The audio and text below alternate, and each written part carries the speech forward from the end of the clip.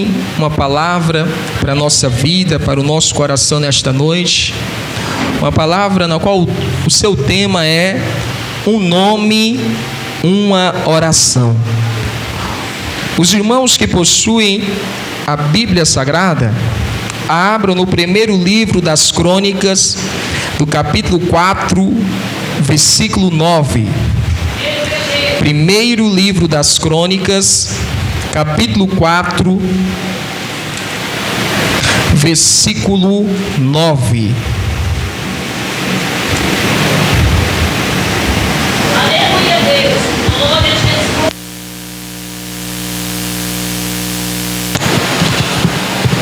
Glória a Deus. Primeiro livro das Crônicas,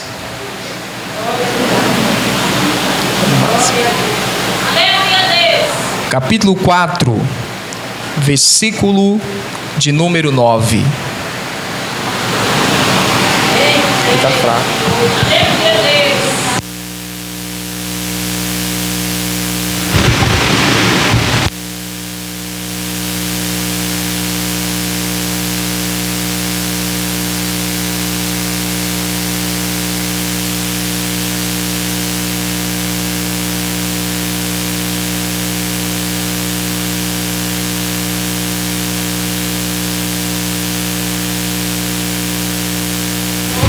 Glória a Deus.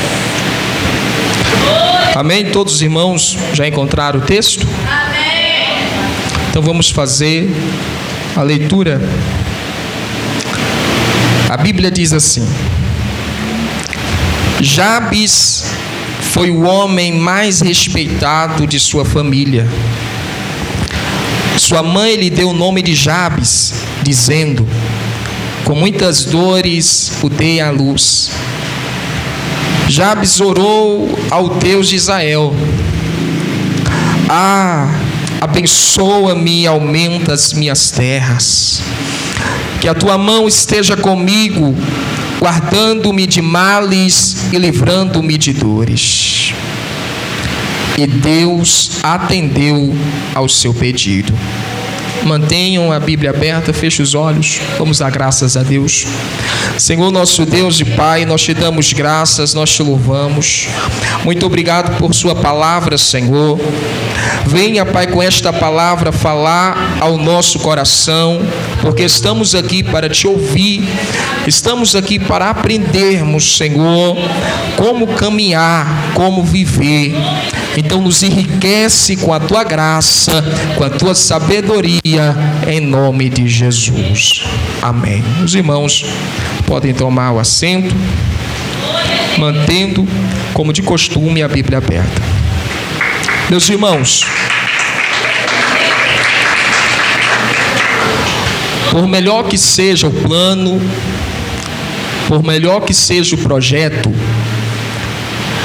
às vezes se torna inevitável entrarmos em um tempo e um momento de crises.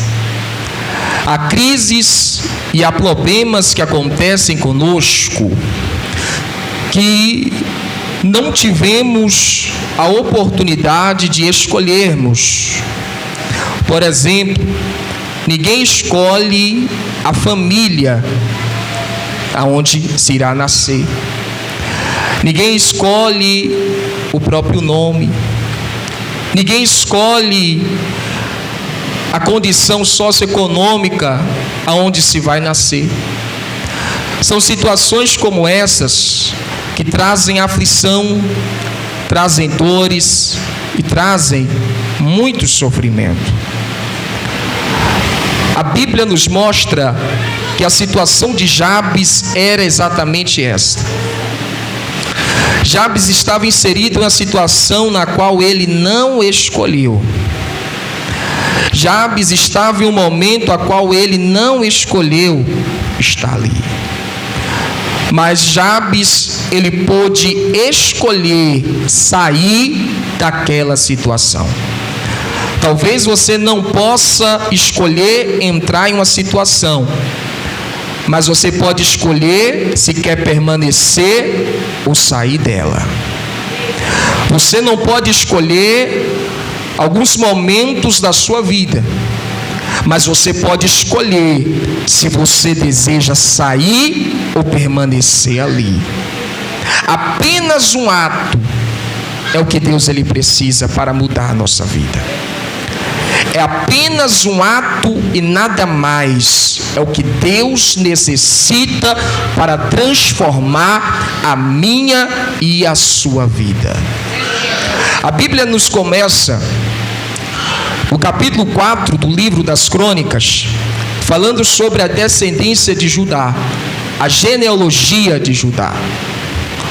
E há uma peculiaridade, porque enquanto o cronista ele está registrando a genealogia de Judá, ocorre uma pausa entre os versículos 8 e o versículo 11, porque o cronista ele dedica 2 versículos, apenas 2 versículos, para nos mostrar que a vida de um homem e de uma mulher pode mudar com apenas um ato.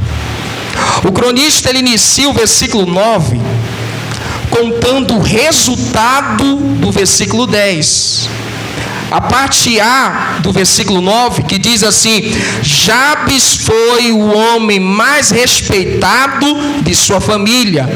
Até aqui, o cronista ele está apresentando o resultado do versículo 10. A Bíblia nos diz que Jabes ele estava em uma situação tanto complicada, uma situação muito difícil, uma situação de aflição. O cronista registra que o parto de Jabes foi um parto complicado, muito difícil, porque naquele momento de dor e de desespero, a sua mãe lhe colocou o nome de Jabes, que significa homem de dores. Para você entender a situação de Jabes, é preciso que você entenda a simbologia e a espiritualidade que os antigos hebreus eles davam ao nome. Hoje em dia nós colocamos nome de gente de cachorro e nome de cachorro de gente, não temos critério nenhum. Mas os antigos hebreus eles eram criteriosos, porque o nome ele apresentava uma simbologia e uma espiritualidade. O nome de alguém decidia qual futuro aquela pessoa teria. Perceba, quando Deus ele chama Abraão, o nome dele ainda não era Abraão, o nome dele era Abrão, que significa pai exaltado. Mas quando Deus faz a promessa e Deus lhe dá um filho, o nome de Abrão é mudado para Abraão, pai de multidões. O nome não era apenas uma identificação de uma pessoa, mas o nome revelava o caráter da pessoa, o futuro daquela pessoa, bênção ou maldição sobre aquela pessoa. Veja sobre Jacó. Quando Esaú sai, a Bíblia diz que a mão de Jacó saiu grudada no calcanhar de Esaú. Ali, os seus pais lhe colocaram o nome de Jacó, que significa o quê? Suplantador, enganador, trapaceiro. Você percebe que durante toda a vida de Jacó, até ele chegar no val de Jaboque, a vida de Jacó só foi enganando e mentindo e suplantando.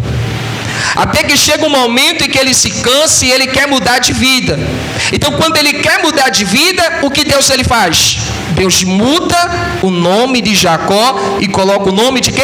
Israel. A partir dali, a história de Jacó ela passa a ser diferente. Então nós encontramos durante a Bíblia Sagrada essa simbologia, essa espiritualidade nos nomes. Então quando Jabes ele nasce e a mãe lhe dá o nome de homem de dor, homem de sofrimento, homem de aflição, ali aquele nome é uma profecia a respeito do futuro de Jabes. Aquele homem, ele seria desprovido de bênçãos.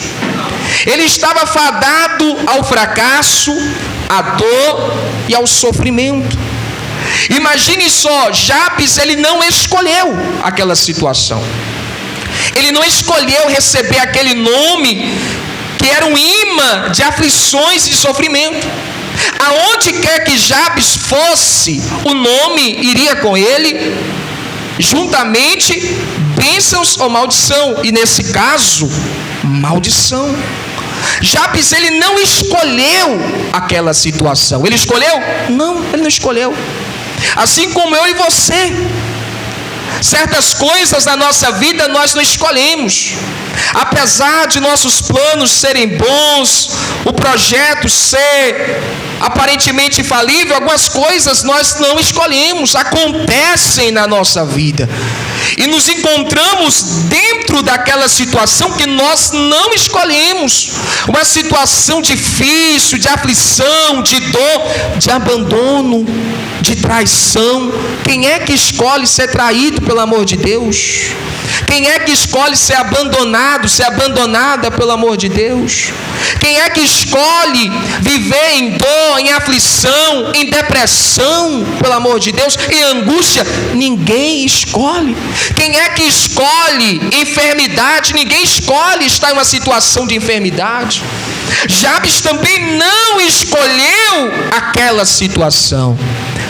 E Jabes sabia de algo, que o desejo da mãe dele não era o desejo do nosso Deus.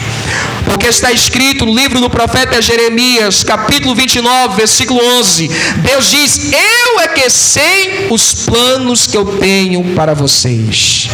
Plano de vos fazer prosperar.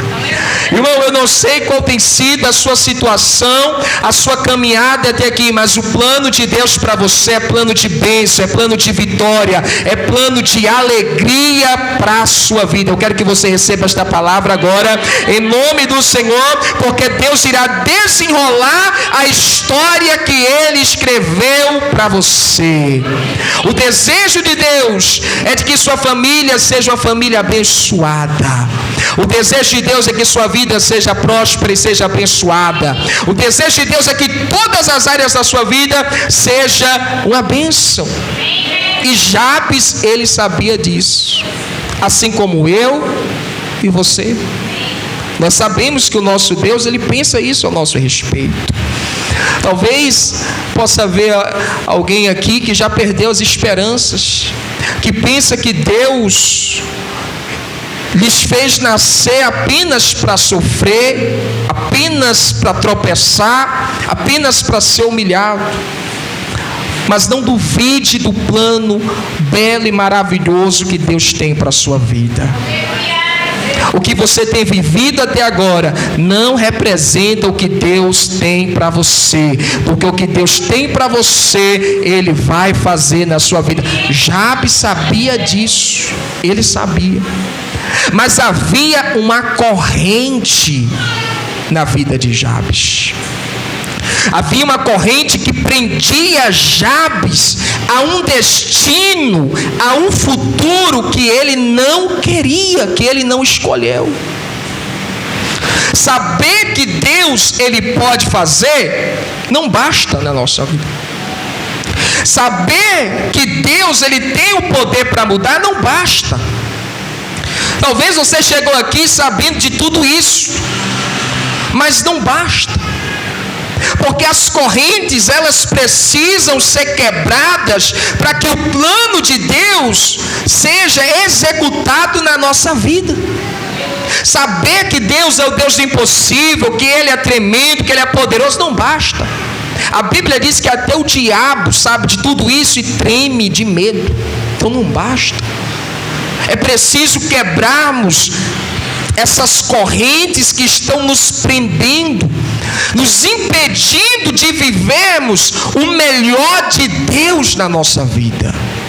Eu não sei se o ano de 2023 na sua vida se resume à vitória, à alegria, à paz, à esperança, ou se resume à tristeza, a fracasso, a decepção, a frustração. Mas de uma coisa eu sei: Deus, Ele quebrará todas as correntes da nossa vida.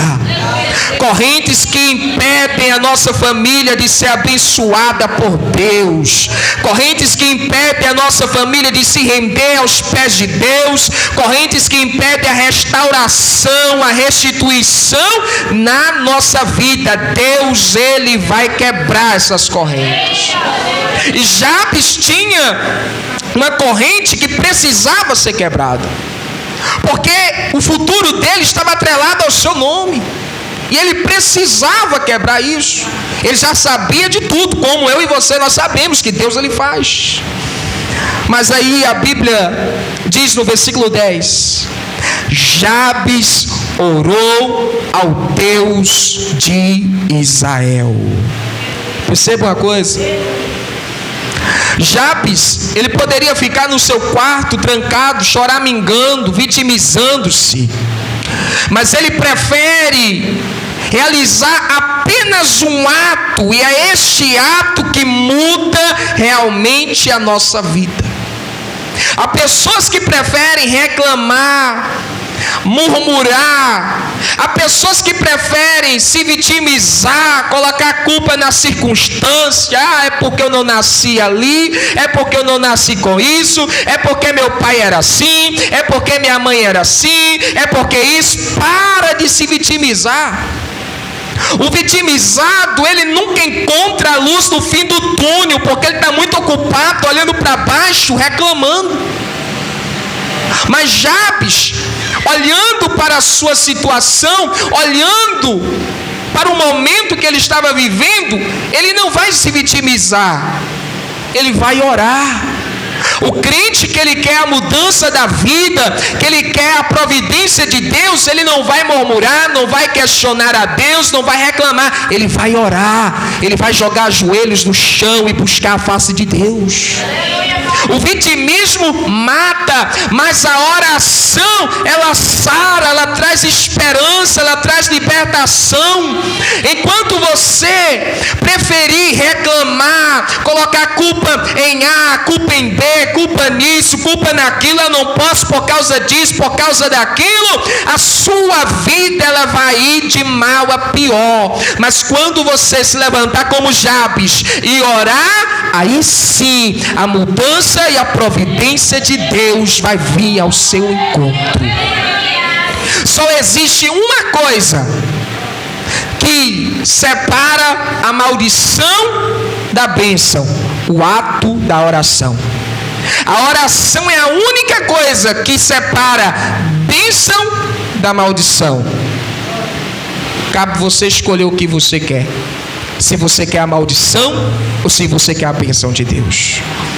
Cabe você escolher se você quer uma mudança de vida, uma transformação na sua vida, se você quer uma restauração, uma libertação, uma restituição, uma providência de Deus, ou se você quer viver uma vida de fracassos, uma vida de derrota, uma vida de angústias, uma vida, meu irmão, lá embaixo, na lama, sendo pisado por Satanás.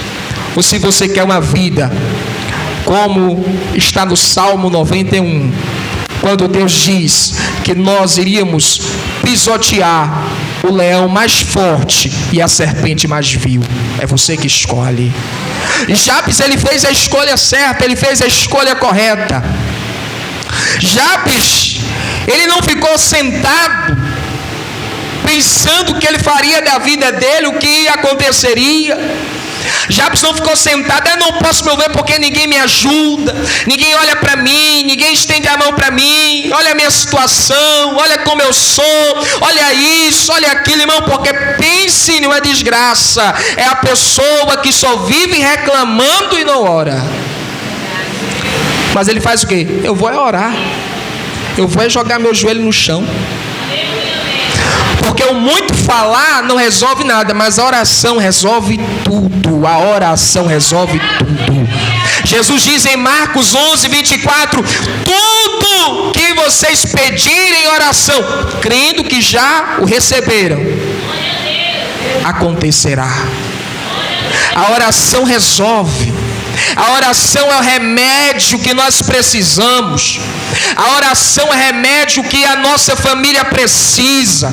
Se o Senhor Jesus for lhe receitar um remédio nesta noite, Ele vai lhe receitar oração pela manhã, oração pela tarde, toma outra dose de oração pela noite e outra dose pela madrugada. Vai orar, que só assim que as coisas vão mudar.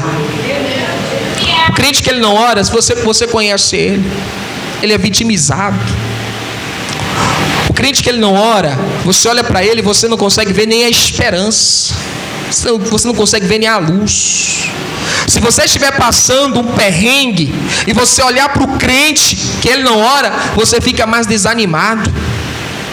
Mas quando você está na pior situação e você olha para o crente que ora, você vê a alegria, o ânimo, a força que aquela pessoa tem, você se anima, você diz: não, eu também vou orar.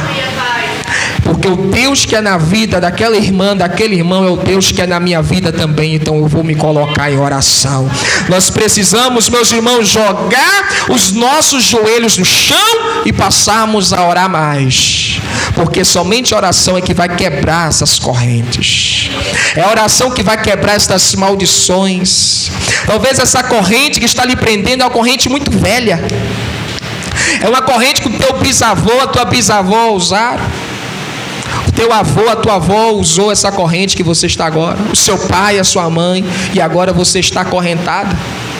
E quando você tiver filhos, você vai passar essa mesma corrente para os seus filhos.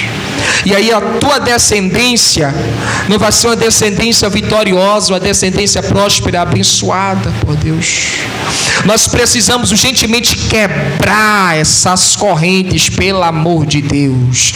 Porque o nosso Deus, Ele quer abençoar o seu povo.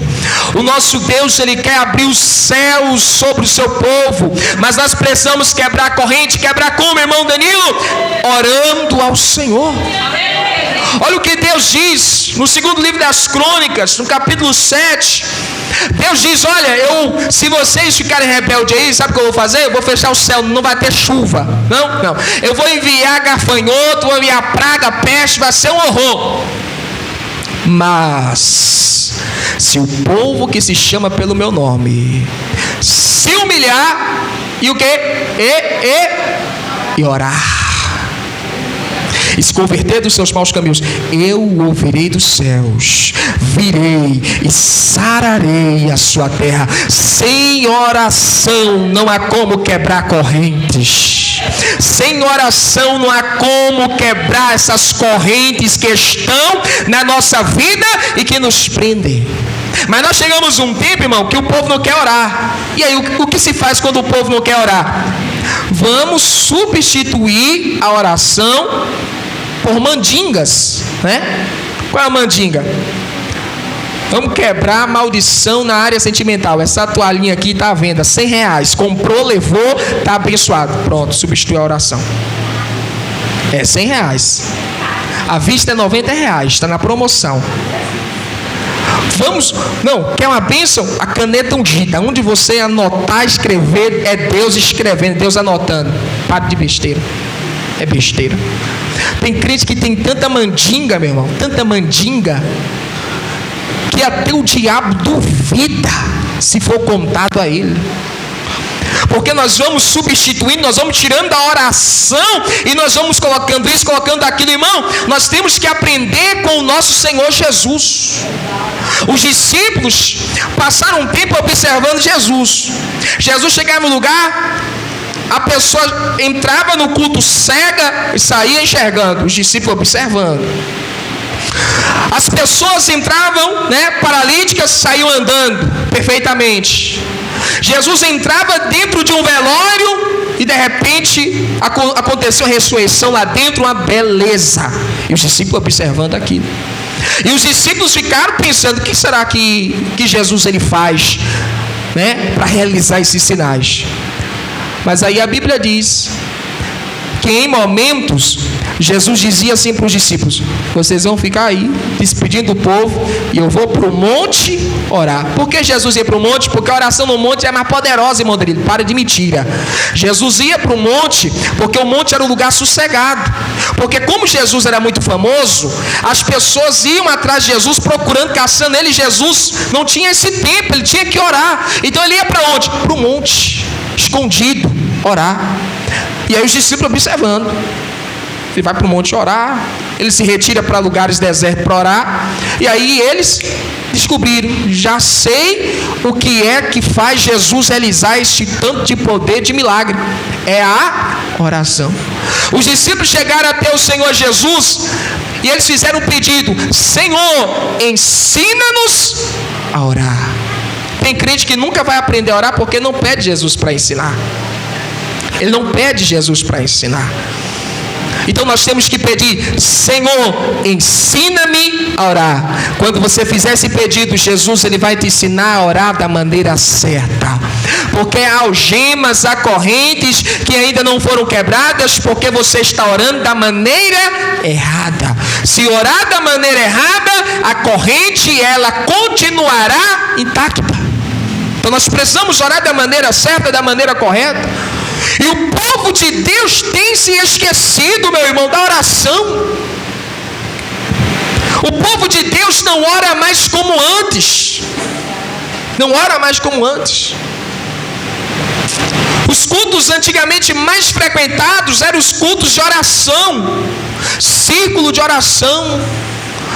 Marcava, vamos fazer um culto de oração. Toda a igreja se reunia. E a igreja orando, clamando, chorando, e Deus descia o poder, maldição era quebrada, corrente era quebrada, demônios eram expulsos, tudo por meio da oração. E a igreja do Senhor era poderosa. E não havia barreiras, muralhas para deter o povo de Deus, porque o povo de Deus era o povo da oração. Mas surgiu daí um povo fraco na oração, um povo que nem tem mais calinho no joelho, não tem mais calinho no joelho. Antigamente, né, nas igrejas mais tradicionais, costumava falar as irmãs do coque, né, que eram as irmãs que eram usadas por Deus. Falavam assim porque elas guardavam bem os usos e costumes, mas estavam sempre na oração. Até hoje, quando você vê uma irmã, do cabelão, que faz o coque lá, ou aquela irmãzinha de cabelo branco, toda composta, que ora, que busca, você diz: é mulher de Deus. Mas isso aí é de uma geração antiga. É de uma geração antiga. Porque você pode contar no dedo as mulheres de 30 anos para baixo, que você olha e você diz assim: meu Deus, essa mulher aí é mulher de Deus, é mulher de oração, essa aí ora, essa aí busca. Por quê? Porque surgiu uma nova geração que não busca Deus, não ora mais, não ora. Você chama para orar: vamos para a casa de Deus orar, vamos para a casa de Deus orar. Ah, irmão, não, está muito cedo. Ah, não, eu sei lá, eu estou indisposta, estou indisposto. Hoje a gente vindo para a igreja de madrugada orar, tinha 4 jovens ali, 3 meninas e um menino sentado na praça. E mas pensa em um papo que estava bom. Ninguém estava bocejando, ninguém estava com sono.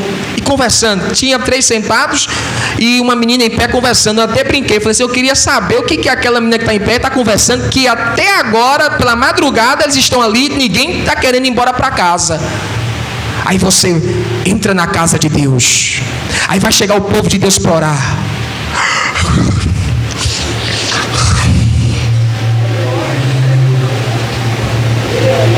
Aí dobra o joelho: Senhor Jesus, perdoa Satanás, meu Deus, abençoa Jesus. Aí quem está aqui na frente fala: amém, irmãos? Amém. Aí o povo do mundo, irmão, passa a madrugada todinha, conversando um com os outros, bebendo, enchendo a cara, fazendo tudo que não presta. Aí o povo de Deus já perdeu a sua identidade de quê? De oração. Nós precisamos voltar ao tempo da oração. Se nós quisermos pisar sobre a cabeça de Satanás, nós precisamos, irmão, voltar ao hábito da oração. Tornar a oração não mais um peso, nem um fardo, nem um sacrifício, mas um prazer, um hábito que nós temos. Fazer da oração o nosso programa favorito. Fazer da oração algo que nos desperta do sono, algo que vem nos aquecer, nos animar, nos fazer orar fervorosamente. Sim, meu irmão, é desse jeito. E não vem com outra explicação, outra justificativa, não. É porque nós estamos deixando a oração de lado e substituindo a oração por artifícios puramente humanos. E se nós fizermos isso, as correntes não poderão ser quebradas. Se você quer que essa corrente que esteve nos teus antepassados, se você quer que essas correntes sejam quebradas, é tempo de você dobrar os seus joelhos e orar. Se você quer que essa corrente que você possui não passe para a sua descendência, para os seus filhos, para os seus netos, então é tempo de você dobrar os seus joelhos e orar fervorosamente. Todos nós devemos orar. Tiago diz na sua Epístola Universal, no capítulo 5, a partir do versículo 17, Tiago diz que Elias era um homem semelhante a nós, sujeito aos mesmos prazeres. O que ele quer dizer? Que Elias era como você. Sim. Quando você olha para você, o que você pensa? Eu sou tão fraquinha, eu sou tão fraco, eu sou tão devagar. Elias era como você. Aí Tiago diz: mas ele orou fervorosamente para que não houvesse chuva, e ficou sem chover 3 anos e meio. Aí Tiago continua: aí ele orou novamente e Deus mandou chuva. Não há desculpa. Elias era como eu e você. E aí tem gente que não ora e diz assim: não, mas eu vou pedir oração à pastora, porque a pastora é que tira demônio, então eu vou orar, pedir à pastora para tirar esses demônios daqui, da minha vida, da minha casa. Vá você orar. Você tem que orar. Eu sei que a oração das mulheres de Deus ali é forte, mas a sua oração também é forte, se vier acompanhada de fé. Então nós mesmos temos que orar, nós mesmos temos que jogar o nosso joelho no chão e orar ao nosso Deus. E Jabes, ele ora, ele diz: abençoa-me e aumenta as minhas terras, que a tua mão esteja comigo, guardando-me de males e livrando-me de dores. Qual é o nome da tua corrente? Quais são as características da corrente que te impede de ser uma bênção na presença de Deus, que te impede de viver o melhor de Deus, os planos, os projetos de Deus na sua vida? Se você hoje orar com humildade, com sinceridade em seu coração, assim como Deus, como está escrito, que Deus atendeu ao pedido de Jabes, Deus também atenderá o seu pedido. Você tem que chegar para Deus: Deus, quebra essa corrente da minha vida. Irmão, para com isso. A corrente já faz parte de você, de tanto tempo que está preso, já faz parte. Até onde você vai permitir que esta algema, que esta corrente permaneça em você? Até quando você vai tolerar essa situação de fracasso espiritual? Você não consegue viver o chamado de Deus, o plano, o projeto de Deus. Você não consegue atrair para a sua casa, para a sua família, a bênção de Deus. Você não consegue atrair para a vida dos seus filhos a bênção de Deus. Até quando isso vai continuar? Até quando? Que o nosso Deus derrame sobre nossa vida nesta noite um espírito de indignação, meu irmão, para nos indignarmos da nossa situação, para dizermos a Deus: Senhor, eu estou cansado, eu estou cansada de ser vazia do Espírito Santo. Eu estou cansado de não ter o poder, a autoridade Jesus, a graça, a sabedoria de Deus, a bênção de Deus, a prosperidade de Deus na minha vida. E dia após dia, e regando com as nossas lágrimas essa semente que nós plantamos hoje. Qual semente é que nós plantamos hoje, irmão Danilo? Essa semente do eu não suporto mais essa situação e eu quero mudança. Você planta essa semente, dia após dia você vai regando, vai regando. Daqui a pouco essa semente ela vai germinar, ela vai crescer, vai se tornar uma árvore e você vai poder colher os frutos. Se a partir de hoje você plantar esta semente. Até quando? Não dá para nós permanecermos assim. Porque tem gente que, quando você soube das promessas de Deus, da palavra de Deus para você, tem tempo. Mas as correntes estão te prendendo e você não consegue. E tem muita gente que já até sentou e descansou. Não deixa aí essa corrente aí. Eu já me acostumei com elas. Não podemos nos acostumar, não. Essas correntes, elas têm que ser quebradas hoje em nome do Senhor Jesus. Deixa eu ver se tem crente aqui fervoroso para dizer junto comigo: hoje é o dia da minha vitória. Hoje eu vou sair daqui sem corrente nenhuma. Hoje eu vou sair daqui transformada pelo poder de Deus. Hoje eu quero a providência de Deus na minha vida. Hoje eu ordeno, eu determino para que Satanás saia em nome de Jesus. Ele vai ter que sair. Esse gigante vai ter que cair por terra. Aí você me diz assim: irmão, mas esse gigante é grande demais. Mas o seu Deus é maior do que o gigante, e nós iremos obter a vitória. É tempo de nós orarmos, fazer como Jabes, orar, não aceitar a sentença contrária contra a nossa vida, não aceitar. Aí a família dos teus bisavós foi um fracasso, a família dos teus avós foi um fracasso, a família dos seus pais foi um fracasso. Aí chega em você essas correntes, quer vir? Não, eu não aceito a sentença contrária. A minha casa e a minha família irão ser uma bênção de Deus.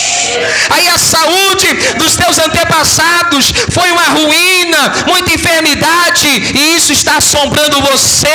O que você diz? Não, eu não permito que essas correntes me prendam. Está quebrado hoje em nome do Senhor Jesus Cristo. Toda maldição, todo mal está quebrado em nome de Jesus. Com humildade. Porque Tiago diz no capítulo 4, no versículo 6, que Deus ele resiste aos soberbos, mas ele concede graça aos humildes. Oração não é para quem é soberbo, oração é para quem é humilde. Porque o soberbo ele não ora, é justamente por isso, porque ele acha que ele não precisa de Deus, ele é forte, ele é autossuficiente. Mas o humilde, o que reconhece a sua fraqueza, a sua fragilidade, está sempre em oração, porque sabe que se sair da oração morre. Se deixar de orar, morre. Se deixar de orar, o divórcio alcança o casamento. Se deixar de orar, a destruição alcança a família. Se deixar de orar, a enfermidade vem, a praga vem, a maldição vem, a macumba vem. Então está sempre em oração, com humildade, falando: Senhor, eu necessito de Ti, eu preciso de Ti. Eu não posso sair da oração. Eu não posso sair da oração. Se você não tem uma vida de oração, mas nesta noite, Deus, Ele está te dando força, Ele está te dando ânimo para você orar, para você buscar a face de Deus. Se você não orar,